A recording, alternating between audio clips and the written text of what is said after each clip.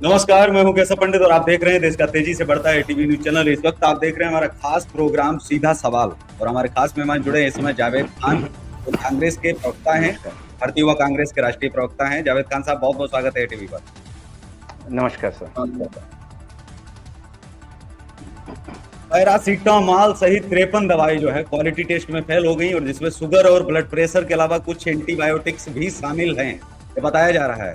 Sugar के patient अगर हम देखें तो वो वैसे ही जान हथेली पर रख कर के चलते हैं। अगर उनको दवाई क्या खाने पीने में भी जरा सा कुछ गड़बड़ हो जाता है तो उनको लेने के देने पड़ जाते हैं, यहाँ तक कि जो है हॉस्पिटलाइज उनको होना पड़ता है।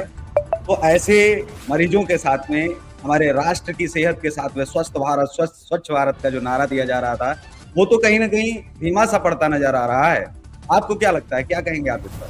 जी नमस्कार केशव जी, आपको, आपके सभी दर्शकों को। देखिए, भारतीय जनता पार्टी और मोदी जी की सरकार एक तरह से पूरे देश को धर्म की और राष्ट्र की घुट्टी फैलाने का कार्य कर रही है और दूसरी ओर से पिछले दरवाजे से देश में सबसे बड़ा भ्रष्टाचार करने का कार्य ये सरकार कर रही है।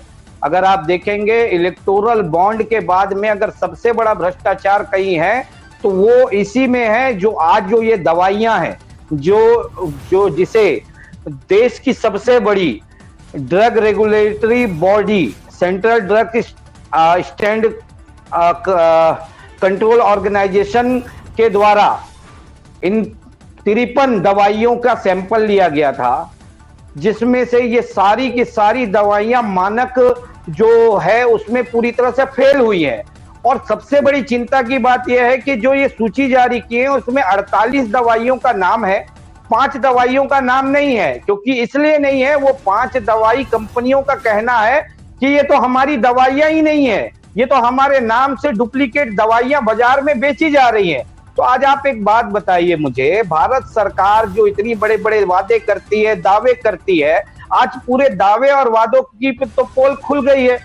लगातार ये कहते हैं कि हमारी सरकार में भ्रष्टाचार नहीं हो रहा है और आज आप देखिए किस तरह से भ्रष्टाचार हो रहा है।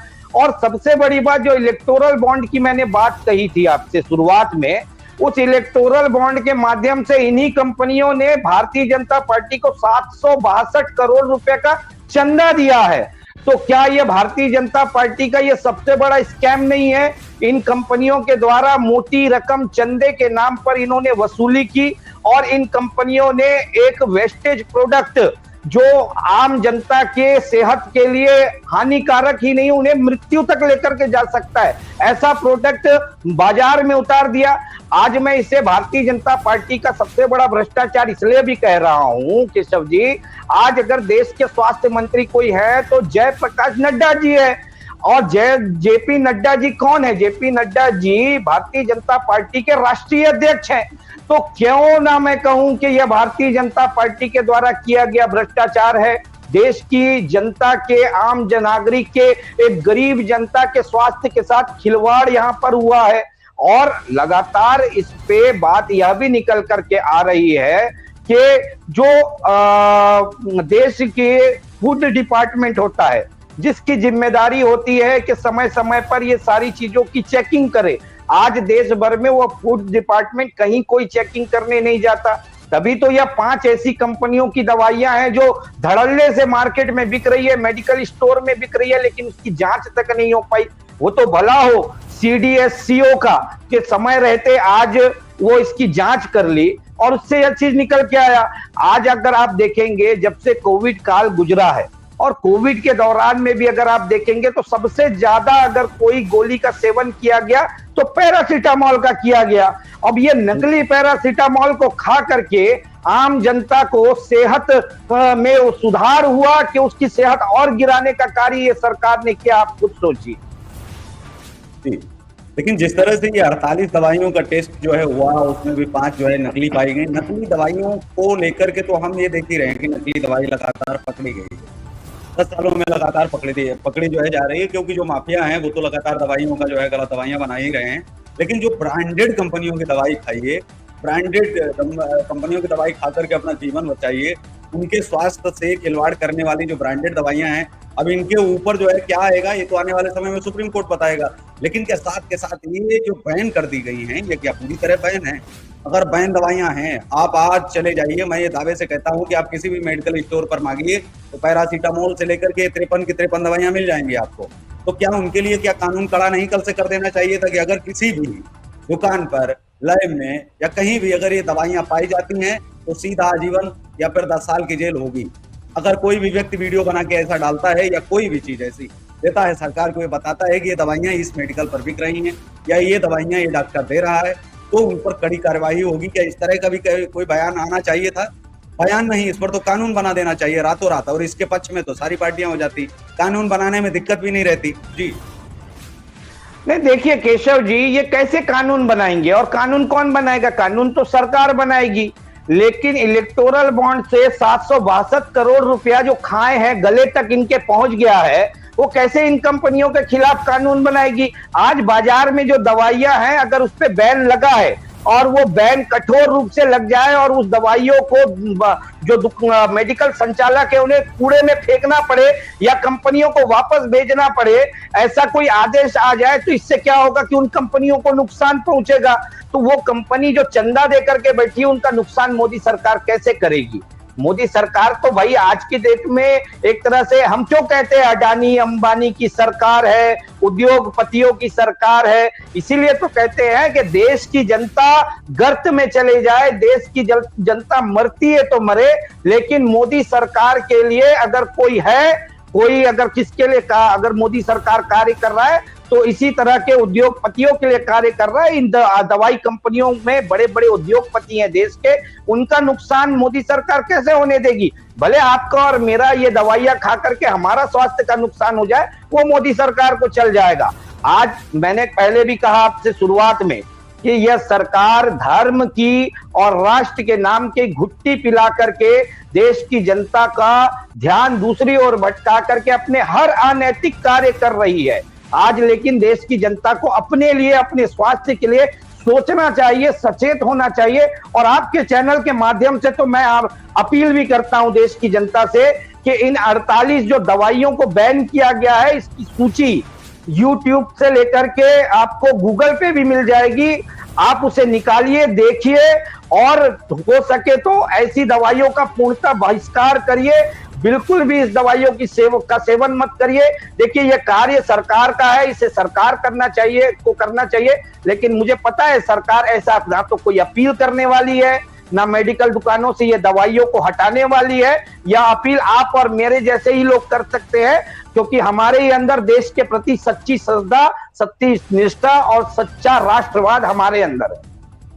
आपको लगता है कि ये जो दवाइयां हैं बैन होने के बावजूद, जो 53 दवाइयां हैं, मैं तो 53 ही कहूंगा, क्योंकि 5 दवाइयां भले ही नकली हो लेकिन वो भंडारण तो है उनका, लोगों ने जो है गोदाम में तो रख रखी हैं, ये दवाइयां फेंकी जाएंगी या फिर जनता को खिलाई ही जाएंगी? मतलब एक तरफ जांच में भी साफ हो गया कि नहीं जी, ये तो गवर्नमेंट हमारी है, हमारी गवर्नमेंट ने किया है।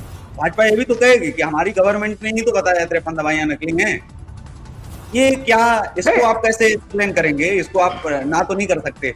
या फिर दूसरा इसका क्या पहलू हो सकता है कि यह भी पहलू हो सकता है कि हमारी सरकार ने मना तो कर दिया है कि ये दवाइयां जो है नकली हैं और हमारी सरकार ने पता लगाया इसका, लेकिन साथ ही इन दवाइयों को हटाने के लिए भी कोई कानून न बनाना, क्या ये नहीं दर्शाता है कि नहीं सरकार साहब के साथ और जो है वो तो होगा ही, क्योंकि जनता को कौन सा पता है कौन सी दवाई डॉक्टर साहब दे रहे हैं, नीली वाली, पीली वाली, हरी वाली, लाल वाली, कौन सी बैन है कौन सी नहीं है, उनको क्या पता?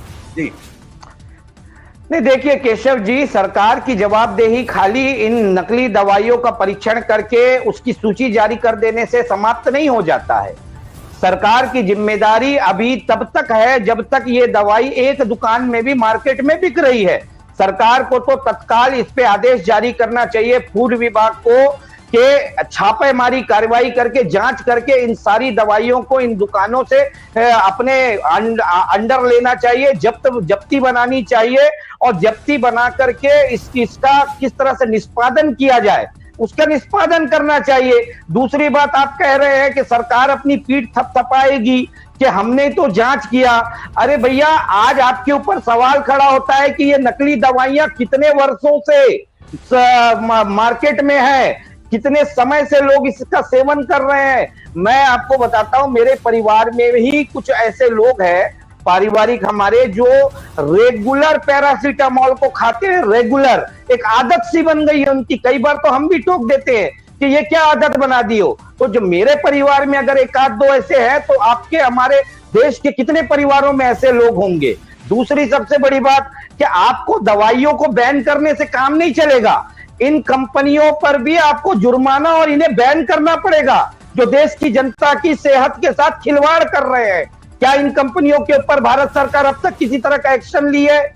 क्या इनके ऊपर किसी तरह का जुर्माना ठोकी है? क्या इन कंपनियों को बैन की है? क्या आप या मेरे जैसा व्यक्ति कोर्ट जाकर के इन कंपनियों के खिलाफ जब कोर्ट से निर्णय लेकर के आएगा, इनके ऊपर कार्रवाई करो, तब भारत सरकार इन कंपनियों के ऊपर कार्रवाई करेगी क्या? अच्छा, भूटान के अंदर जो है, जो दवाइयां हैं, ये अंग्रेजी दवाइयां वहां पूर्णतः बैन है। थोड़ा बहुत जैसे सर्जरी है या फिर तमाम जो जांच है वो होती हैं, और दवाइयां भी हैं, पेन किलर है जैसे, या और भी दवाइयां हैं, लेकिन वहाँ पूरी तरह से जो इलाज है वो आयुर्वेदिक तरीके से वो करने का पूरा प्रयास करते हैं। क्या भारत के अंदर तो जगह जगह हमारे जो वैद्य, अगर हम देखें, इनको बढ़ावा अगर सरकार दे सकती तो क्यों नहीं देना चाहती? क्या जो है इन जो 762 करोड़ गया है, क्या इसी दबाव के कारण आज तक वैद्यों को जो है गाँव पंजीकरण नहीं किया गया? जबकि आजकल बहुत सारे ऐसे लोग मिल जाएंगे, अगर वैद्यों को बढ़ावा मिले तो वो, मुझे लगता है कि वो और खुलकर के सामने आएंगे और बहुत बेहतर तरीके से इलाज भी कर सकेंगे, क्योंकि इलाज तो प्रॉपर अंग्रेजी मेडिसिन में भी नहीं है। अगर हम देखें, अगर आयुर्वेद को बढ़ावा मिले तो कहीं ना कहीं एक तो नुकसान नहीं करती है, कल को किसी भी टेस्ट में जो है फेल और ना फेल होने की बात नहीं। ये एक दवाई अगर आयुर्वेद की अगर हम लेते हैं कोई भी, तो उससे कई बीमारियों का एक साथ इलाज हो जाता है। जैसे हमने तो केवल शरीर में हमारे पेट संबंधी कोई गड़बड़ी है, उसके लिए हमने कोई दवाई ली और माना कि ये दवाई तो 2 दिन में ठीक कर देती, वो 4 दिन में ठीक करती है। और या बहुत दवाइयां ऐसी भी हैं कि जो शायद 2 दिन की बजाय 1 दिन में भी ठीक कर देती हैं। एक तो आयुर्वेद का इलाज, दूसरा उसमें साथ के साथ कई बीमारियां एक साथ ठीक करती है। शरीर में अगर कोई ऐसी भी गड़बड़ी है, कोई ऐसी बीमारी है, तो वो एक तरह से आयुर्वेद जो है वो हमारे शरीर को और स्वस्थ रखता है। तो हमारे देश में योगा की बात की जाती है, हर चीज की बात की जाती है, लेकिन जिस तरह जितनी बात योगा की जाती है, योग की जाती है, उतनी ही आयुर्वेद की बात क्यों नहीं की जाती कि हम आयुर्वेद को बढ़ावा दे सकते हैं? अंग्रेजी को बिना बैन किए हुए मेडिसिन चलने दो, लेकिन साथ ही अगर हम गांव नगर के वैद्यों को अगर बढ़ावा दें, जो खानदानी हैं उनके पास भी लोग सीखने जाएं और भी सीखें, जगह जगह अगर ऐसी चीजें हो जाएं, तो क्या लगता है कि आपको, क्या भारत को, प्राचीन भारत की तरफ, क्या आयुर्वेद की तरफ बढ़ना चाहिए या नहीं? कैसे देखते हैं आप? नहीं, देखिए केशव जी, आपने बहुत महत्वपूर्ण बात तो कही। भूटान में आज इस तरह की सारी दवाइयां बैन है और आयुर्वेद को ही उन्होंने अपना उपचार माना है।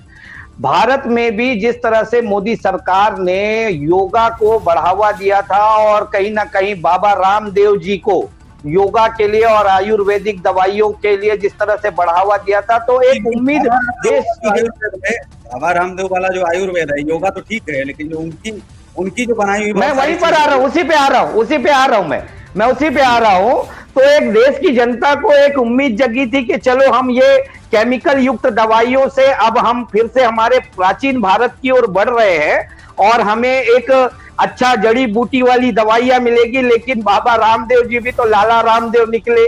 कोर्ट ने उनके ऊपर इतने सारे एलिगेशंस लगाए हैं कि वो किस तरह से भ्रामक जानकारियों के साथ में मिलावटी चीजों को वो बेचते हैं, अपनी दवाइयों में पूरी तरह से वो मिलावट करते हैं।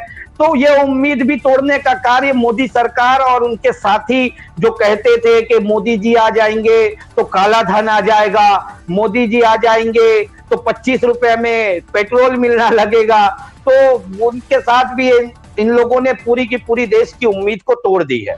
लेकिन बहुत जरूरी है कि आज देश में जो हमारी प्राचीन सभ्यता है, हमारी जो संस्कृति है, उसमें जो उपचार होते थे, आज भी मैं बताऊं आपको, मैं बस्तर में रहता हूं और अधिकतर यहाँ का क्षेत्र ग्रामीण है। अगर किसी के पैर की हड्डी टूट जाती है तो आज वो व्यक्ति अस्पताल जाने की बजाय वो आयुर्वेदिक वाले देसी इलाज के पास जाता है, जो वो जड़ी बूटी उसके पैर में उसका लेप लगा करके वो कपड़े से बांध देता है और 15 दिन के बाद में वो खुलने के बाद वो व्यक्ति बराबर ठीक हो जाता है, स्वस्थ हो जाता है। इसके अलावा भी ऐसी कई सारी बीमारियां हैं जिसके लिए जड़ी बूटियों का बराबर इलाज होता है। लेकिन ये सरकार इसलिए इन्हें बढ़ावा नहीं देती क्योंकि इन उद्योगपतियों की ये सरकार है यह उद्योगपति सरकार के ऊपर हावी है। अगर हमारे आयुर्वेदिक और जड़ी बूटी के इलाज को बढ़ावा मिल जाएगा तो कहीं ना कहीं सीधा नुकसान इनको होगा, इनकी दवाइयां बिकनी बंद हो जाएगी। तो मोदी सरकार अपने मित्रों को खुश करने के लिए देश की जनता को अस्वस्थ रहने देना चाहते हैं। अच्छा, ये तो बात फिर वही हो गई कि नकली दवाई और ब्रांडेड दवाई में क्या अंतर है, आज क्या अंतर रह गया, ये मैं आपसे समझना चाहता हूँ। क्योंकि नकली दवाई भी तो टेस्ट में फेल होती है, इसीलिए तो नकली है। अगर वो ओरिजिनल दवाई की तरह अगर टेस्ट में बढ़िया निकल आए तो फिर वो नकली नहीं रह जाएगी। अगर वो वहाँ अपने मानकों पर खरी उतरती है तो वहाँ जो है दवाई नकली नहीं कही जाएगी।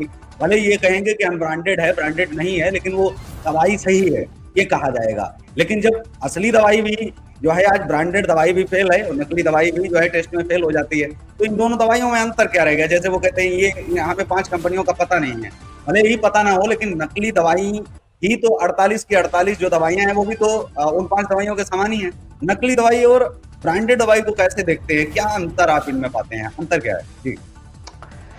देखिए 2014 से पहले जब यूपीए की सरकार थी तो नकली दवाइयां और ब्रांडेड दवाइयों में जमीन आसमान का फर्क होता था। ब्रांडेड दवाइयां इसलिए कही जाती थी क्योंकि उनके ऊपर विश्वास होता था, लगातार उनकी जांच होती थी, पैरा लेबोरेटरी में जांच होती थी और कई चरणों की जांच के बाद उन्हें उसका जारी करने का सर्टिफिकेट मिलता था। तो इस वजह से ब्रांडेड दवाइयां होती थी जो आम जनता को उस पर भरोसा होता था। लेकिन आज एक बात आप बताइए, मैं फिर से वहीं आता हूं कि लाखों करोड़ों रुपए, अरबों रुपया का चंदा लेकर के अगर कोई सरकार कार्य कर रही है तो वो कंपनियां को भी इतनी छूट दे सकती है कि वो फिर अपने मानक में भी गिरावट ले आए और वो एजेंसियों को भी के ऊपर दबाव बनाती है कि इनकी उस तरह से उच्च स्तरीय जांच ना हो जैसे पहले होती थी। कई चीजों में अगर कमी भी पाई जा रही है, खामी भी पाई जा रही है तो उसे पास कर दिया जाए, आगे बढ़ा दिया जाए। एक तरह से पूरा गोरख धंधा जो है, पूरा सिस्टम चल रहा है और ये ऊपर से लेकर के नीचे तक चल रहा है और आज देश इसी से त्रस्त है। लेकिन देश की जनता को अब समझना पड़ेगा। लगातार देखिए हर दिन कुछ ना कुछ खुल रहा है इस सरकार का, लगातार यह चीजें सामने आ रही है कि इस सरकार ने किसी भी वर्ग को नहीं छोड़ा है। आज आप एक बात बताइए, ये कहते हैं स्वयं को कि हम देश में सनातन के, हिंदुओं के सबसे बड़े रक्षक है, सबसे बड़े ध्वजवाहक हैं। आप बताइए ये जो दवाइयां हैं ये क्या कोई मुसलमान ही खाता है? दूसरे धर्म के लोग नहीं खाते हैं, इसको तो पूरा भारत खाता है ना। तो आज जिसको हम सोचते हैं कि ये एक धर्म विशेष के रक्षक हैं, तो ये तो उस धर्म विशेष के भी भक्षक बनते चले जा रहे हैं, उन्हें भी नहीं छोड़ रहे हैं। तो देश की जनता को अब समझना पड़ेगा कि क्या सही है उनके लिए, क्या गलत है उनके लिए। और इस पे तो मैं सीधा सीधा आपके चैनल के माध्यम से मांग करता हूं कि उन सारी कंपनियों को ब्लैक लिस्टेड किया जाए, उन सारी कंपनियों के मालिकों के ऊपर में कानूनी कार्रवाई हो, उन सारी कंपनियों के मालिकों को जेल की सलाखों के पीछे पहुंचाया जाए। परसों की ही घटना है, मैंने एक सोशल मीडिया में वीडियो देखा जिसमें एक छात्र पुलिस भर्ती के लिए जो रनिंग की प्रैक्टिस करता है, वो प्रैक्टिस करते करते उसे साइलेंट हार्ट अटैक आ जाता है और वो वहीं मर जाता है। और देश में लगातार ऐसी घटनाएं देखने को मिल रही है कि 35-35, 40-40 साल, 45 साल के, 40 साल के युवाओं को अचानक से अटैक आ रहा है और वो खत्म हो जा रहे हैं। तो ये आजकल हमारे स्वास्थ्य के साथ जो खिलवाड़ हो रहा है, इन दवाइयों की वजह से खिलवाड़ हो रहा है, उसी की तो देन है। देखिए जो कोरोना के समय में वैक्सीन, जिस वैक्सीन को भारत सरकार ने मंजूरी दी, उस वैक्सीन के मालिक ने भारत सरकार को कि भारतीय जनता पार्टी को इलेक्टोरल बॉन्ड के माध्यम से पैसा दिया। ये बात आप जानते हैं, ये बात साफ हुई। बाद में जब कोर्ट में यह सिद्ध हुआ कि ये जो वैक्सीन है पूरी तरह से परीक्षण किए बिना ही भारत सरकार को दे दिए गए और ये आम जनता को लगा दिया गया। जब कोर्ट में यह चीज साबित हुआ, उससे पहले तक उस वैक्सीन में मोदी जी की फोटो हुआ करती थी। जैसे ही उस पर आरोप लगा, मोदी जी की फोटो हट गई, उसके वेबसाइट से फोटो हट गई। तो क्या मोदी जी के फोटो हट जाने से भारत सरकार पाक और साफ हो जाती है क्या? भारत सरकार अपने आप को बचा सकती है क्या? मोदी सरकार अपने आप को बचा सकती है क्या? अरे आपने करोड़ों जिंदगियों के साथ में खिलवाड़ कर दिया। राहुल गांधी जी ने जब ये नमस्ते ट्रंप खेल रहे थे, उसी समय चेताया था कि देश में एक बहुत बड़ा क्राइसिस आने वाला है, देश में एक बड़ी विपत्ति आने वाली है और हर देश उसकी तैयारी कर रहा है कोरोना को लेकर के। भारत सरकार को नमस्ते ट्रंप खेलने की बजाय देश के लोगों की सुरक्षा के लिए काम करना चाहिए। तो ये राहुल गांधी जी का मजाक उड़ाए थे। इन्होंने कहा था कि राहुल गांधी जी देश की जनता को डराते हैं। अगर समय रहते देश के अस्पतालों में ऑक्सीजन, बेड, सिलेंडर से लेकर के और व्यवस्थाओं को सुचारू बनाने पर ये काम किए होते तो मुझे नहीं लगता कि गंगा के किनारे जो तैरती हुई लाशें दिख रही थी उतनी लाशें दिखती। राम नामी चुनरी से ढकी हुई लाशें आज भी गंगा के किनारे जाने वाले के नजरों में आ जाती है, उसके आंख से आंसू बहने लगते। जी, तो हमारे साथ में जावेद खान जी थे, जो भारतीय युवा कांग्रेस के राष्ट्रीय प्रवक्ता है। उन्होंने साफ तौर पर कहा है कि ये जो भाजपा की सरकार है 2014 के बाद से बहुत सारे टेस्ट अभी ऐसे होने बाकी हैं और कुछ न कुछ रोज खुल रहा है, खुल करके सामने आ रहा है और इसी तरह से लगातार ऐसा ही रहा तो देश में जो है बहुत बड़े बड़े स्कैम भी आने वाले समय में खुलेंगे। तो इसी के साथ इस कार्यक्रम में बस इतना ही, हमें दीजिए इजाजत। नमस्कार। देखते रहिए देश का तेजी से बढ़ता है एटीवी न्यूज चैनल। लेकिन जाने से पहले बस यही कहेंगे कि आप दवाई खाएं लेकिन जान करके उनकी पड़ताल करें, आसपास भी लोगों को दिखाएं। कहीं वो 53 दवाइयों में से कोई दवाई आपके घर में तो जो है नहीं है या कोई सामने वाला तो नहीं दे रहा है, दे रहा है तो इसकी शिकायत भी आप जो है करवाएं, दर्ज करवाएं, क्योंकि यह जहर है सीधा सीधा। ब्रांडेड दवाई अब कुछ नहीं रह गई हैं, क्योंकि 50 की 50 एक दो दवाई नहीं है, 50 दवाइयां अगर आ रही हैं मतलब सीधा है कि मौत का सामान बिक रहा है। मेडिकल और जो है अस्पतालों में 10 दवाइयां, राजस्थान में भी जो अभी एक नई स्कीम आई थी कि निःशुल्क दवाइयां वितरित की जाएंगी, उन 10 दवाइयों में जो है 8 दवाइयां 10 दवाइयां सॉरी उन जो है दवाइयों में 10 दवाइयां जो 8 कंपनियों की थी और वो भी जो है टेस्ट में इसी टेस्ट में फेल होती है। राजस्थान के लिए भी ये बुरी खबर है। तो इसी के साथ मैं आपसे विदा चाहता हूँ और मिलते हैं अगले एपिसोड में। जय हिंद, वंदे मातरम।